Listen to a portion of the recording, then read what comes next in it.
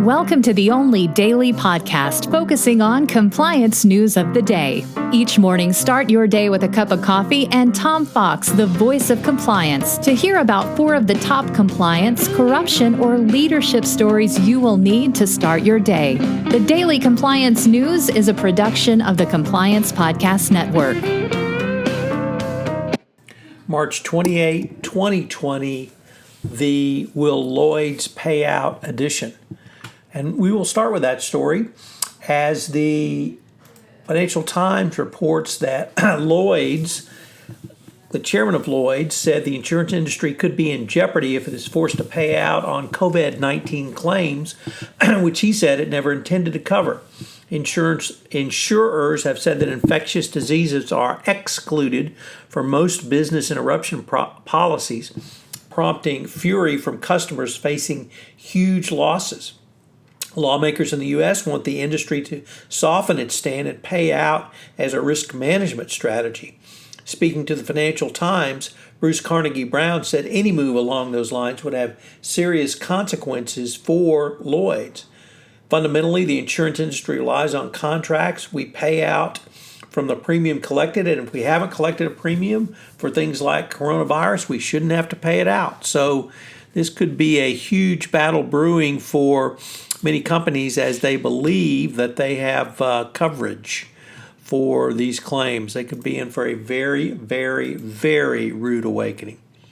Next up, also from the Financial Times, you wonder how banks can be this inane, but one Dutch lender, ABN AMRO, took a 10% hit to its profits. That's $200 million after one customer was unable to pay money for margin calls. For one bank to lose that amount of money is just inexcusable, and hopefully that this bank will not be getting bailout funds. At least it's not in the United States, but that is just unbelievable that the bank would allow that risk to go forward. So next up, interestingly, BP, formerly known as British Petroleum, has said it has agreed to draft a shareholder resolution to be voted on next year that would enshrine its pledge to reach carbon neutrality by 2050, as investors urge major oil companies to diversify their portfolios to cleaner energy. The British energy company said the resolution would address BP's overall greenhouse gas emissions from its operations to the products it buys and sells.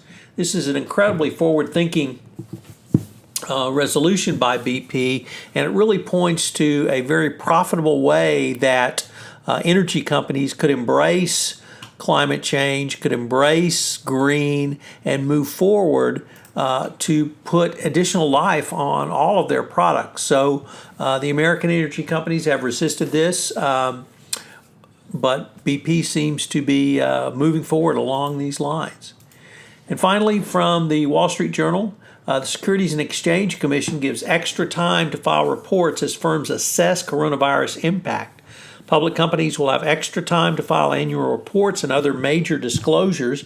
The SEC has given companies an additional 45 days to file their periodic reports that investors depend upon to learn about financial performance and developing risks. The relief applies to filings that companies would normally make between March 1 and July 1 of this year.